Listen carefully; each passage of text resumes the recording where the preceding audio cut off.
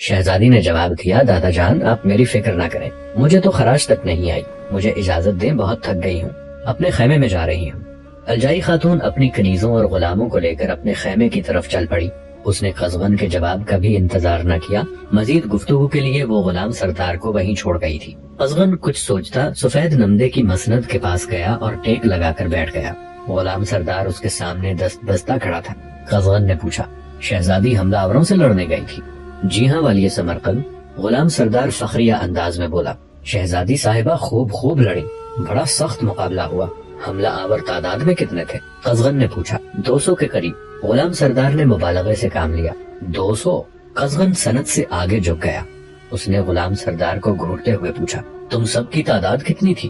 غلام سردار نے دل میں گنتی گنی، پھر بولا، کل 18، لیکن تلواریں صرف 8 تھیں۔ اس نے اپنے نیمچے پر ہاتھ رکھ کر بڑے غرور سے کہا، اگر اسے بھی تلوار سمجھ لیا جائے تو تلواروں کی تعداد 9 ہو جاتی ہے۔ قزغن کی سمجھ میں یہ معمہ نہ آیا۔ اس نے بگڑ کر کہا، 18، 8، 9، کیا بکواس کر رہا ہے؟ غلام سردار گھبرا کر جلد ہی سنبھل گیا، بولا، اے امیر سمرقند، غلام آپ کے سامنے غلط بیانی نہیں کر سکتا۔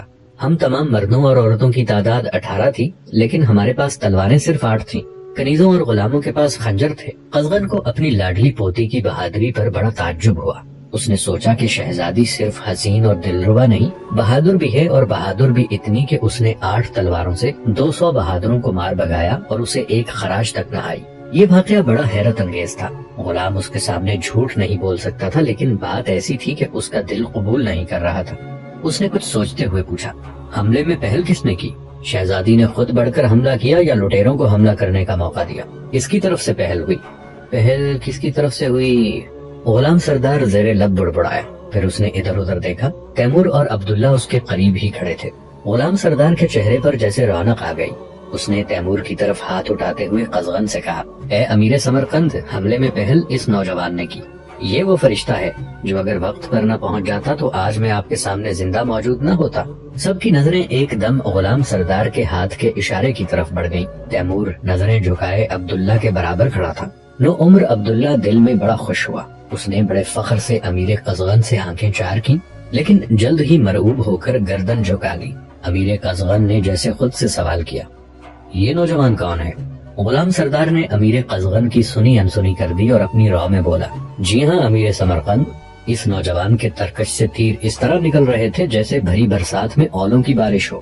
اس کی تلوار کوندے کی طرح لپکتی، اس کا سفید گھوڑا دشمنوں کے گھیرے میں سیاہ بادل سے آنکھ مچولی کھیلتے چاند کی طرح جھپکتا اور شکار مار رہا تھا۔ جدھر یہ گھومتا لٹیرے کائی کی طرح پھٹ جاتے۔ مگر یہ ہے کون؟ امیر قزغن کی آواز میں دنیا جہان کی محبت کا رس گھل گیا۔ امیر قزغن کی آواز سن کر غلام سردار فوراً چپ ہو گیا۔ امیر تیمور نے غلام سردار کو بولنے کا موقع نہ دیا، ایک قدم آگے بڑھ کر بولا، اے والی سمرقند، میں قبیلہ برلاس کے سردار قرقائی کا بیٹا تیمور ہوں، آپ کے حکم کی تعمیل میں حاضر ہوا ہوں۔ امیر قزغن کو جیسے اس پر ڈھیروں پیار آ گیا، وہ گردن جھٹک کر بولا، تیمور تم صرف قزغائی کے بیٹے نہیں ہو، خاندان گورگان کے ایک فرد بھی ہو، تم ترا چغتائی نہیں تاتاری ہو۔ تیمور نے سر اٹھا کر تیمور کو دیکھا، پھر نظریں نیچی کر لی۔ اس کا قبیلہ برلاس تاتاریوں کا ایک مشہور قبیلہ تھا۔ امیر نے ٹھیک ہی کہا تھا، اس کا تعلق چنگیز خان کی کسی شاخ سے نہ تھا۔ امیر قزغن نے نوجوان تیمور کو اس پہلی ملاقات میں تمام سرداروں کے سامنے پہلا سبق پڑھایا۔ تیمور، تمہاری پیدائش سے سالہ سال قبل تمہارے جد امجد نے خاندان چنگیزی کے جد امجد سے یہ معاہدہ کیا تھا کہ فوج کے سپہ سالار تمہارے خاندان سے ہوا کریں گے، لیکن حکومت چنگیز کی اولاد کے ہاتھ میں رہے گی۔ یہ عہد نامہ ایک فولادی تختی پر کندہ کیا گیا تھا جو چنگیزی قوانین کے پاس محفوظ ہے۔ یہ بات تمہارے باپ قراغائی نے مجھے بتائی تھی اور یہی سچ بھی ہے۔ تیمور کو ان باتوں کا پہلے سے ہی علم تھا۔ تیمور کا باپ سرداری چھوڑ کر گوشہ نشین ہو گیا تھا اور اپنی زندگی یاد اللہ میں بسر کر رہا تھا، لیکن اس نے تیمور کو تاتاریوں اور منگولوں کی پوری تاریخ سے آگاہ کر کے اسے اپنی زندگی کی راہیں خود متعین کرنے کا مشورہ دیا تھا۔ بہادروں کے جتھے کے جو لوگ شہزادی کی مدد کے لیے بھیجے گئے تھے وہ تو اپنے خیموں میں پہلے ہی پہنچ گئے تھے، لیکن امیر قزغن کے پاس اس وقت چند بہادر دوسروں سے ذرا الگ اپنا جتھا بنائے بیٹھے تھے۔ انہیں امیر قزغن کی تیمور پر اتنی زیادہ مہربانی بڑی شاق گزری، لیکن وہ خاموش رہے۔ پتہ نہیں تیمور کی اس مہم کا تاثر تھا یا امیر قزغن کی دور رس نظروں نے تیمور کے بشرے سے اس کے روشن مستقبل کا پتہ لگا لیا تھا کہ وہ پہلی ہی ملاقات میں اس کا والا و شیدا ہو گیا تھا۔ امیر قزغن نے اسی محفل میں ایک اور اعلان کر کے لوگوں کو حیرت میں ڈال دیا۔ اس نے کہا، ہم قبیلہ برلاس کے سردار قزغائی کے بیٹے تیمور کو اپنے بہادروں کے جتھے میں شامل کرنے کا اعلان کرتے ہیں۔ اس اعلان کا دوسرا مطلب یہ تھا کہ تیمور کو بہادر کا خطاب دیا گیا ہے۔ بہادر تاتاری سرداروں کا اعلیٰ ترین اعزاز تھا۔ یہ اعزاز مختلف قبائل کے جانباز اور قوی ہیکل افراد کو دیا جاتا تھا۔ تیمور اگرچہ 17 سال کا دبلا پتلا نوجوان تھا، لیکن اس مارکے نے امیر قزغن کے دل میں کچھ ایسا گھر کر لیا کہ اس نے بے جھجک اور بغیر کسی سفارش کے اسے بہادروں میں شامل کر دیا۔ قبائلی سرداروں میں سے زیادہ سرداروں نے امیر قزغن کے اس قدم کو سراہا، لیکن اس محفل میں شریک بہادروں کی تیوریوں پر بل پڑ گئے۔ ان کے خیال میں ایک دبلا پتلا جوان، خواہ وہ کتنا ہی پھرتیلا کیوں نہ ہو، ان بہادروں جیسے گرانڈیل اور خونخوار افراد میں شامل ہونے کا اہل نہ تھا۔ بہادر بے جگری سے لڑنے میں مشہور تھے۔ رزم اور بزم ہر جگہ وہ خود کو دوسرے شہ سواروں اور شمشیر زنوں سے الگ رکھتے تھے۔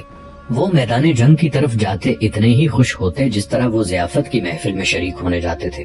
تیمور کو بہادر کا خطاب ملا تو اس کے خانہ زاد عبداللہ نے تیمور کے کان کے پاس منہ لے جا کر اسے مبارکباد دی۔ تیمور نے بھی اس کے کان میں کہا کہ عبداللہ، باخدا میں جانتا تھا کہ مجھے یہ اعزاز ملے گا۔ عبداللہ حیرت سے تیمور کا منہ دیکھ کر رہ گیا۔ اس وقت گفتگو کا موقع نہ تھا، دونوں خاموش ہو گئے۔ امیر قزغن کا فرشی دربار برخاست ہوا۔ تیمور کو بہادروں کے خیموں کی قطار میں ایک خیمہ دیا گیا۔ تیمور بڑی تمکنت سے اپنے خیمے کی طرف جا رہا تھا۔ عبداللہ خاموش کچھ سوچتا ہوا اس کے پیچھے پیچھے چل رہا تھا۔ بہادروں کے گروہ جگہ جگہ خیموں کے سامنے 10-10 5-5 کی ٹولیوں میں بیٹھے تھے۔ تیمور کی طرف کوئی بھی متوجہ نہ ہوا۔ تیمور نے بھی ان کی پرواہ نہ کی اور سیدھا اپنے خیمے میں پہنچ گیا۔ نمدے کا چونچدار خیمہ، اندر قالین بچھا تھا، اس کے علاوہ اس میں کوئی چیز موجود نہ تھی۔ 14 سالہ عبداللہ خیمے میں پہنچ کے بھی خاموش تھا۔ تیمور قالین پر جوتوں کے ساتھ ہی پالتی مار کر بیٹھ گیا۔ اس نے پوچھا، عبداللہ تو خاموش ہے، کیا تجھے میرے اس اعزاز پر خوشی نہیں ہوئی؟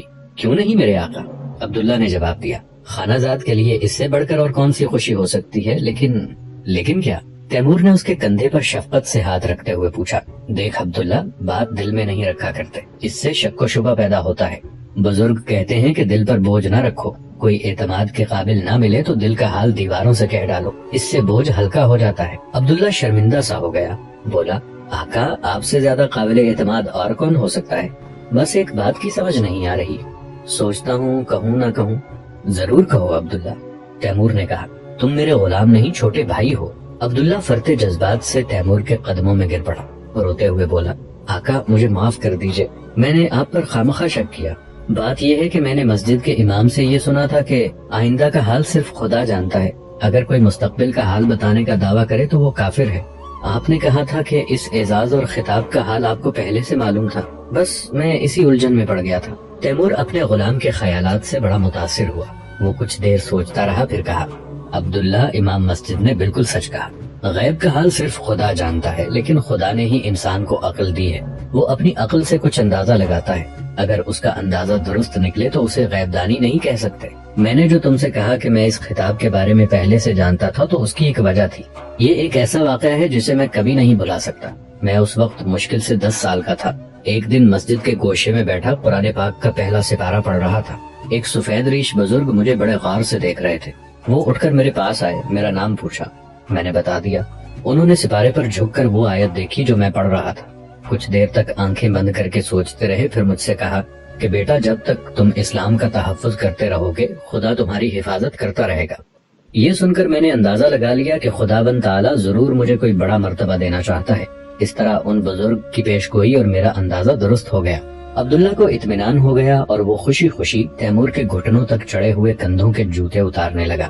لال تری شہزادی الجائی خاتون کی سب سے زیادہ شوخ اور چنچل کنیز تھی، مگر تھی بڑی بدقسمت۔ 12 سال کی عمر میں ایک بانکے غلام سے دل لگا بیٹھی۔ غلام بھی اس پر ریجھ گیا۔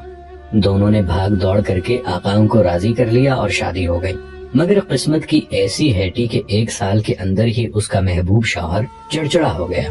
معمولی نزلہ، پھر بخار، ابھی دوا دارو کی فکر ہو رہی تھی کہ تیسرے دن وہ اللہ کو پیارا ہو گیا۔ اس کا سہاگ کیا اجڑا، دنیا اجڑ گئی، غموں کا پہاڑ ٹوٹ پڑا۔ وہ تو اچھا ہوا کہ الجائی خاتون کی خدمت میں آ گئی اور ان میں گھل مل کے خود بھی ختم ہوتی گئی۔ اس کی چنچلتا اور شوخی پھر لوٹ آئی۔ الجائی خاتون کی ماں مر چکی تھی اور باپ ایک نئی نویلی دلہن لے آیا تھا۔ الجائی کو تنہائی کا عارضہ لگ رہا تھا کہ کچھ دنوں بعد اسے لال تری مل گئی۔